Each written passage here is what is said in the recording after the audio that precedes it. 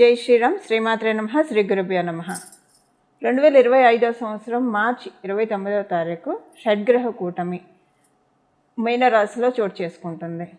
ఈ షడ్గ్రహ కూటమి 6 గ్రహాలు మీనరాశిలో సంచారం చేయబోతున్నాయి. అవి వచ్చేసేసి నవగ్రహాల్లో రారాజు అయిన సూర్యనారాయణమూర్తి, అలాగే చంద్రభగవానుడు, వక్రించిన శుక్రాచార్యుల వారు, వక్రించిన బుధ భగవానుడు, రాహుదేవుడు ఆల్రెడీ అక్కడే సంచారం చేస్తూ ఉన్నాడు, మీనరాశిలోనే సంచారం చేస్తూ ఉన్నారు. శనేశ్వరుడు కూడా ఆ రోజు మీనరాశిలోకి అడిగిపోతున్నారు. అంటే ఇక్కడ మకర రాశి వాళ్ళకి ఏలినాటి నడిసేని ఎఫెక్ట్ తగ్గిపోతుంది ఈ రోజు నుంచి. అలాగే కర్కాటక రాశి వాళ్ళకి అష్టమ శని ఎఫెక్ట్, వృశ్చిక రాశి వాళ్ళకి అర్ధాష్టమ శని ఎఫెక్ట్. వీటిల్లోంచి ఈ 3 రాశుల వాళ్ళు కూడా బయటపడబోతున్నారు. శనైశ్వరుడు సంచారం గురించి మనం విడిగా మళ్ళీ మాట్లాడుకుందాం. ప్రస్తుతం మనం ఈ షడ్గ్రహ కూటమి 6 గ్రహాలు కాలపురుషుడి కుండలిలో 1000 స్థానంలో సంచారం చేస్తూ ద్వాదశ రాశుల వాళ్ళకి, ద్వాదశ లగ్నాల వాళ్ళకి ఎలాంటి ఫలితాలను సూచిస్తున్నాయి, తీసుకోవాల్సిన జాగ్రత్తలు ఏంటి, ఇవన్నీ మనం ఒకసారి చూద్దాం. వీటి ఎంతటికంటే ముందు రాహుకేతువులు ఇద్దరూ కూడా 12వ స్థానం మరియు షష్ఠ స్థానంలో సంచారం చేస్తున్నాడు. కేతు భగవానుడు షష్ఠ స్థానంలో, రాహుదేవుడు 1000 స్థానంలో సంచారం చేస్తున్నాడు. అంటే కాలపురుషుడి కుండలిలో నుంచి 1000 స్థానమైన మీనరాశిలో సంచారం చేస్తూ ఉన్నాడు. ఈ కన్యా రాశి కరెక్ట్గా చూసుకుంటే కనుక మనకి అంటే మిడ్ ఆఫ్ ద జోడియాక్ షడ్రూపీస్ని సూచిస్తుంది ఈ కన్యా రాశి. రుణ రోగ శత్రుస్థానం అని చెప్తుంది జ్యోతిష శాస్త్రం. ఈ కన్యా రాశిని 6వ స్థానాన్ని, అంటే ఏ రాశికైనా సరే 6వ స్థానం రుణరోగ శత్రుస్థానాన్ని సూచిస్తుంది. అక్కడ కేతు భగవానుడు ఉన్నాడు. యాక్చువల్గా రాహు భగవానుడికి కన్యా రాశి చాలా కంఫర్టబుల్ ప్లేస్, మీనరాశిలో కేతు దేవునికి చాలా కంఫర్టబుల్ ప్రదేశం. వీళ్ళిద్దరూ కూడా దానికి ఆపోజిట్గా సంచారం చేస్తూ ఈ షడ్గ్రహ కూటమి చోటు చేసుకుంటూ ఉంది. 12వ స్థానము మనందరినీ కూడా లిబరేట్ చేసే హౌస్. ప్రతి విషయంలో నుంచి, మనకున్న ఈతి బాధల నుంచి, అంతెందుకు మన సోల్ కూడా లిబరేట్ అవుతుందా లేదా, ఈ బాడీలోంచి ఈ సోల్ ఎప్పుడైతే డిపార్చర్ అవుతుందో ఈ సోల్ ముక్తి పదంలోకి వెళ్తుందా, ఉత్తమ గతిలోకి వెళ్తుందా, అధోగతికి వెళ్తుందా, ఊర్ధ్వలోకాలకు వెళ్తుందా, ఇలాంటివన్నీ కూడా మనం 12వ స్థానం వ్యయభావం నుంచి చూస్తాం. అంటే వ్యయభావం అంటే మొత్తం ఖర్చు అయిపోవడం, డబ్బులు ఖర్చు అయిపోవడం, మన కర్మలు కూడా ఖర్చు అయిపోవడం. అది పుణ్యకర్మలు కావచ్చు, పాపకర్మలు కావచ్చు. ఈ 2 ఖర్చు అయిపోయినప్పుడే మన సోలు ఉత్తమ గతులు చేరుకోవడానికి అర్హత సాధిస్తుంది. అయితే ఇప్పుడు మనకు అది ఇర్రెస్పెక్టివ్ ఈ 12వ స్థానంలో చోటు చేసుకోబోయే ఈ షడ్గ్రహ కూటమి ద్వాదశ రాశుల వాళ్ళకి ఎలాంటి ఫలితాన్ని తెచ్చిపెట్టబోతుందో. ఈ షడ్గ్రహ కూటమిలో ఒక విశేషాంశం ఉంది. ఈ షడ్గ్రహ కూటమి ఒక 2 విశేషాంశాలను సూచిస్తుంది. కన్యా రాశిలో కేతు భగవానుడు సంచారం చేస్తున్నాడు. కన్యా రాశ్యాధిపతి అయిన బుధ భగవానుడు మీనరాశిలో సంచారం చేస్తూ ఉన్నాడు. ఆయన వక్రగతిలో ఉన్నాడు. ఇది నీచ స్థానం. మీనరాశి బుధ భగవానుడికి నీచ స్థానం. నీచ స్థానంలో ఉండి వక్రించాడంటే ఇది ఒక ఉచ్చ స్థానాన్ని సూచిస్తుంది. అంటే ఇది ఒక ఎగ్జాల్టేషన్ పాయింట్గా మనకి కన్సిడరేషన్లోకి వస్తుంది. అలాగే ఇక్కడ పరివర్తన యోగం కూడా మీనరాశి అధిపతి అయిన గురు భగవానుడు వృషభ రాశిలో సంచారము, అలాగే వృషభ రాశ్యాధిపతి అయిన శుక్రాచార్యుల వారు మీనరాశిలో సంచారము. ఈయన కూడా వక్రగతిలోనే ఉన్నాడు. ఈయనకి అది ఎగ్జాల్టేషన్ పాయింట్, మీనరాశి ఎగ్జాల్టేషన్ పాయింట్. అక్కడ ఆయన వక్రంలో ఉన్నాడు. సో ఇప్పుడు ఈ గోచార గ్రహస్థితుల రీత్యా ద్వాదశ రాశుల వాళ్ళకి, ద్వాదశ లగ్నాల వాళ్ళకి ఎలాంటి ఫలితాలు రాబోతున్నాయో మనం ప్రతి ఒక్క రాశికి విడివిడిగా ఒకసారి మనం ఇప్పుడు స్టడీ చేద్దాం. కన్యా రాశిలో పుట్టిన వాళ్ళకి మీకు 7వ స్థానంలో ఈ షడ్గ్రహ కూటమి చోటు చేసుకుంటూ ఉంది. మీకు 7వ స్థానంలో చోటు చేసుకుంటుంది. మీ రాష్ట్రాధిపతి అయిన బుధ భగవానుడు మీకు 7వ స్థానంలో వక్రించి ఉన్నాడు. సో ఇది చాలా మంచిది. వక్రించి ఉండడం వల్ల ఏంటంటే ఆయన ఉచ్చ స్థానంలో ఉన్నట్లు కౌంట్ అవుతుంది. నీచ స్థానంలో ఉన్న గ్రహం వక్రంలో వెళ్తే అది ఉచ్చ స్థానం కింద కన్సిడర్ అవుతుంది. మీకు ఎలాంటి ఫలితాన్ని ఇస్తుంది? అవివాహితులకి చాలా మంచి శుభ సమయం, వివాహం అయ్యే శుభ సమయం. వివాహితులకి వైవాహిక జీవితంలో ఏమన్నా పరపత్యాలు ఉంటే అవన్నీ సమస్యపోయి చాలా బాగా ఉంటుంది. మీకు మీ లైఫ్ పార్ట్నర్కి మధ్య చాలా మంచి బాండ్ ఏర్పడుతుంది.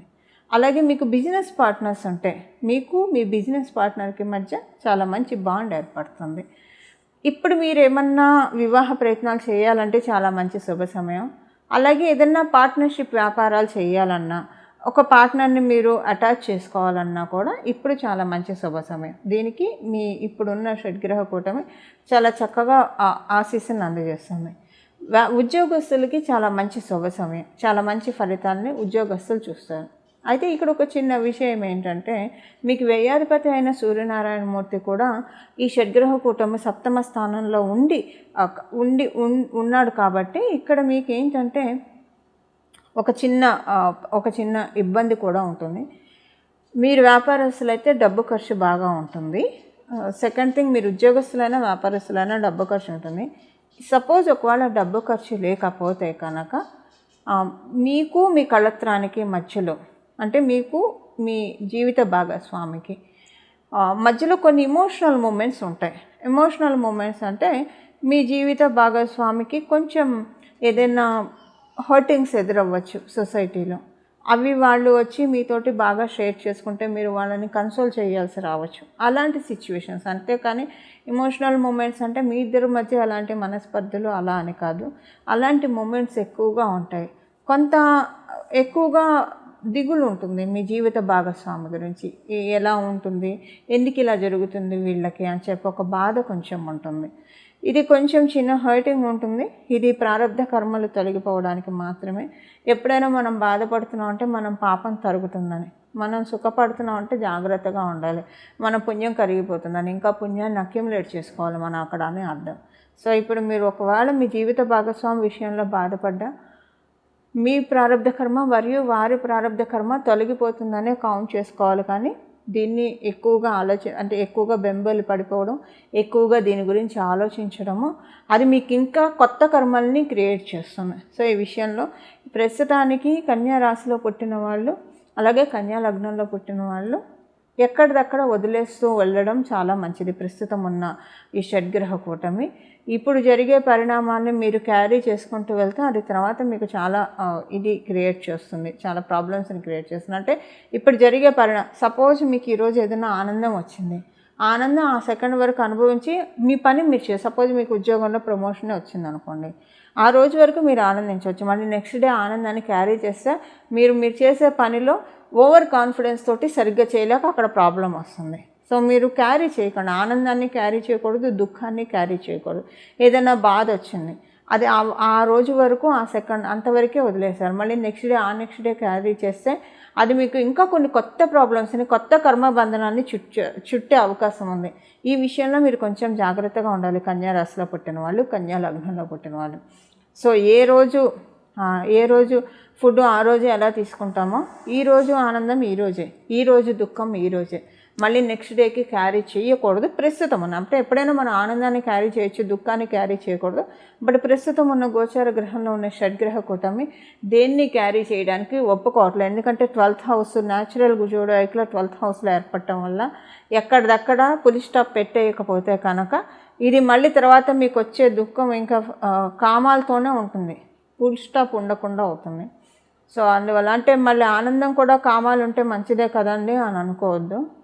ఈ ఆనందం మీరు క్యారీ చేస్తే ఓవర్ కాన్ఫిడెన్స్తో కావచ్చు, లేదా మీకు తెలియని ఒక ప్రైడ్ తోటి కావచ్చు, మొత్తానికి చెరుపు చేసేసుకుంటారు, రివర్స్ చేస్తుంది.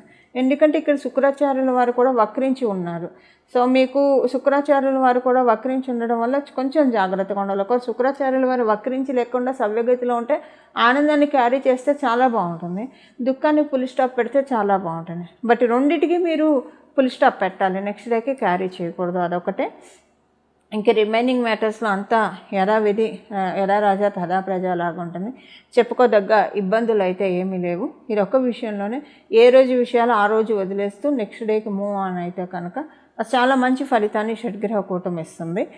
ఇది మీరు దీంతోపాటు ఇంకొక విషయం ఏంటంటే ఈ 2 నెలలు మీరు కొత్త వస్త్రాలు కొనుక్కోవడానికి, అలాగే కొత్త వస్త్రాలు అంటే మరి మీ పుట్టినరోజులు, మీ పెళ్లి రోజులు, ఏదైనా ఫంక్షన్స్కి వెళ్ళాలి అలాంటప్పుడు ఇంకా అవసరమైనప్పుడు తప్పించి విడిగా కొత్త బట్టలు ధరించడం అంటే మామూలుగా కొనుక్కొని వేసుకోవడం ఈ 2 నెలలు అంటే మార్చి మరియు ఏప్రిల్ అవాయిడ్ చేస్తే మంచిది. ఈ 2 నెలలు అవాయిడ్ చేస్తే కనుక చాలా మంచిది. లేకపోతే కొంచెం అది మీకు శుక్రబలం తగ్గే అవకాశం ఉంటుంది. ఈ విషయంలో కొంచెం జాగ్రత్తగా ఉండాలి. ఇవి షడ్గ్రహ కూటమి ప్రసాదించే ఫలితాలు కన్యా రాశి వాళ్ళకి. చూశారు కదండి ఈ షష్టగ్రహ కూటమి మీ రాశి వాళ్ళకి ఎలాంటి ఫలితాన్ని అందజేస్తుందో. ఇప్పుడు మనం దీనికి చేసుకోవాల్సిన పరిహారం, ఏ పరిహారం చేసుకుంటే ఈ షడ్గ్రహ కూటమి యొక్క బ్యాడ్ ఇంపాక్ట్స్ మనకి రాకుండా, అలాగే ఈ షడ్గ్రహ ఎప్పుడైనా సరే ఒక 2 గ్రహాలు కలిస్తే యోగం, 3 గ్రహాలు కలిస్తే యోగం, 4 గ్రహాలు కలిస్తే యోగం. ఎప్పుడైనా యోగాలు ఎలా ఏర్పడతాయి? ఒక గ్రహానికి ఇంకొక గ్రహానికి ఏదో ఒక రకమైన కనెక్షన్ ఉంటేనే యోగం వస్తుంది. కొన్ని గ్రహాలకు అసలు ఏ గ్రహంతో కనెక్షన్ లేకపోయినా కూడా యోగం వస్తుంది. అది ఎలాంటి వాళ్ళకు వస్తుందంటే మనకి వృషభ రాశి వాళ్ళకి, తులారాశి వాళ్ళకి, అలాగే కర్కాటక రాశి వాళ్ళకి, సింహరాశి వాళ్ళకి, మకర కుంభరాశుల వాళ్ళకి. ఇప్పుడు వృషభ రాశి వాళ్ళకి, తులారాశి వాళ్ళకి శనిశ్చరుడు ఒక్కడు చాలు, ఏ గ్రహంతో సంబంధం లేకుండా పరిపూర్తిగా రాజయోగాన్ని ఇచ్చేస్తాడు. అలాగే కర్కాటక రాశి, సింహరాశి వాళ్ళకి మంగళ ఒక్కడు చాలు, అతనికి ఏ గ్రహంతో, మంగళకి ఏ ప్లానెట్తో సంబంధం లేకపోయినా పరిపూర్తి రాజయోగాన్ని ఇస్తాడు. మకర కుంభరాశుల వారికి శుక్రాచార్యులు ఒక్కడు చాలు, ఏ గ్రహంతో సంబంధం లేకపోయినా పరిపూర్తి రాజయోగాన్ని ఇస్తారు. అదే వాళ్ళు కూడా ఇంకొక గ్రహంతో కలిస్తే ఈ యోగం అనేది మరింత పటిష్టమవుతుంది, మరింత బలోపేతం అవుతుంది. ఇప్పుడు ఈ యోగాన్ని మనం పటిష్టం చేసుకోవడానికి ఏ రకమైన పరిహారం చేసుకోవాలో ఇప్పుడు మనం చూద్దాం. షడ్గ్రహ కూటమి స్టార్ట్ అయిన 29వ తారీఖు మనకి షడ్గ్రహ కూటమి ఉంటుంది. ఈ రోజు మొదలుకొని ఒక 11 రోజులు లేదా 21 రోజులు ప్రతిరోజు కూడా మీకు వీలైతే హనుమంతుడు ఆలయానికి వెళ్ళి అక్కడ ఒక 41 సార్లు ప్రదక్షిణం చేసి 41 సార్లు హనుమాన్ చాలీసా చదువుకుంటే చాలా మంచి సత్ఫలితాన్ని ఈ షడ్గ్రహ కూటమి తెచ్చిపెడుతుంది. సో ఉదాహరణకి మీ ఇంటి దగ్గర ఆంజనేయ స్వామి వారి గుడి అందుబాటులో లేదు, ఉదాహరణకు ఒకవేళ అందుబాటులో ఉన్న మీ టైం బిజీ వల్ల మీరు 21 రోజులు కంటిన్యూగా వెళ్ళలేకపోతూ ఉన్నారంటే 21 రోజులు మీ ఇంట్లో అయినా సరే ప్రతిరోజు స్నానం చేసిన వెంటనే హనుమాన్ చాలీసాని ఒక 11 సార్లు మీరు చదువుకోవాలి. ఖచ్చితంగా 21 రోజులు ప్రతిరోజు క్రమం తప్పకుండా 11 సార్లు రిపీటెడ్గా హనుమాన్ చాలీసాని చదువుకోవాలి. హనుమాన్ చాలీసా చదువుకోవడం మాత్రమే కాకుండా అంటే పరిపూర్తిగా దృష్టి పెట్టి హనుమాన్ చాలీసా మీద పరిపూర్తిగా దృష్టి పెట్టి చదవడం చేయాలి. ఇలా చేయడం వల్ల ఈ షడ్గ్రహ కూటమి యొక్క నెగిటివ్ ఎఫెక్ట్స్ అన్నీ కూడా ఆయన తోకతో జాడించి కొడతాడు. అలాగే దీనివల్ల వచ్చే యోగాలన్నింటినీ కూడా ఫిల్టర్ చేసి మనకు అందిస్తాడు, అంటే మనల్ని ఆశీర్వదిస్తాడు. ఆయన ఆశీర్వాదం, భగవంతుడి ఆశీర్వాదం ఎప్పుడైతే మనకు వస్తుందో అది ఒక వరం. భగవంతుడి ఆశీర్వాదం అంటే మనకి జీవితంలో లోటు ఏముంటుంది చెప్పండి. అలా మనకి ఆంజనేయ స్వామి వారి చరణాలను ఆశ్రయిస్తే అలాంటి సత్ఫలితాలు ఉంటుంది. అలాగే మార్చి 29వ తారీఖు నుంచి ప్రతిరోజు కూడా శ్రీరామ భక్తాయ హనుమతే నమః, శ్రీరామ భక్తాయ హనుమతే నమః, శ్రీరామ భక్తాయ హనుమతే నమః, శ్రీరామ భక్తాయ హనుమతే నమః అని ఈ నామాన్ని సర్వకాల సర్వావస్థలో అంటే మీరు ఏ పని చేస్తున్నా సరే ఈ నామాన్ని జపించుకోవచ్చు. మీరు ఉదయాన్నే కొంచెం స్నానం ఆలస్యంగా చేస్తున్నా ఈ నామాన్ని జపించవచ్చు, రాత్రి పడుకునేప్పుడు ఈ నామాన్ని జపించవచ్చు, మీరు ఏ పని చేస్తున్నా ఈ నామాన్ని జపించవచ్చు. మీరు బాత్రూమ్కి వెళ్ళినప్పుడు తప్పించి ఇంకా మిగతా సమయాలు మొత్తం కూడా ఈ నామాన్ని చక్కగా జపించవచ్చు. ఈ విధంగా హనుమంతుడి చరణాన్ని ఆశ్రయిస్తే ఈ షడ్గ్రహ కూటమి మనందరికీ కూడా చాలా చక్కటి శుభ ఫలితాన్ని మనకు అందజేస్తుంది. అలాగే మీరు అమ్మవారు ఉపాసకులు అయితే ప్రతిరోజు కూడా 3 సార్లు లలితా సహస్రనామం చదవడానికి ప్రయత్నించండి. 3 సార్లు లలితా సహస్రనామం చదవడం కావచ్చు, వినడానికి కావచ్చు ప్రయత్నించండి. ఇలా 3 సార్లు లలితా సహస్రనామం చదవడం వల్ల లేదా వినడం వల్ల కూడా చాలా చక్కటి సత్ఫలితాన్ని, ఎందుకంటే అమ్మవారు మనకి ఈ సమయంలో అంటే మన జన్మ కుండలిలో కనుక ఏదైనా మీ జన్మ జాతకంలో మీనరాశి సంబంధించిన ఎఫెక్ట్స్ ఏమన్నా ఉంటే, అలాగే ఇప్పుడు మనం తెలుసుకున్న ఈ షడ్గ్రహ కూటమి, ఈ షష్టగ్రహ కూటమి, ఈ 6 గ్రహాలు ఏమన్నా మీ జన్మ జాతకంలో సరిగ్గా లేకపోతే, బలోపేతంగా లేకపోతే లలిత సహస్రనామం ఈ సమయంలో 3 సార్లు చదవడం వల్ల ఆ షడ్గ్రహ కుటుంబంలో ఉన్న గ్రహాలన్నీ కూడా మన జన్మజాతకంలో బలోపేతం చేసుకోవడానికి చాలా చక్కగా అమ్మవారు దీవిస్తారు. ఇందులో ఏమాత్రం సందేహం లేదు.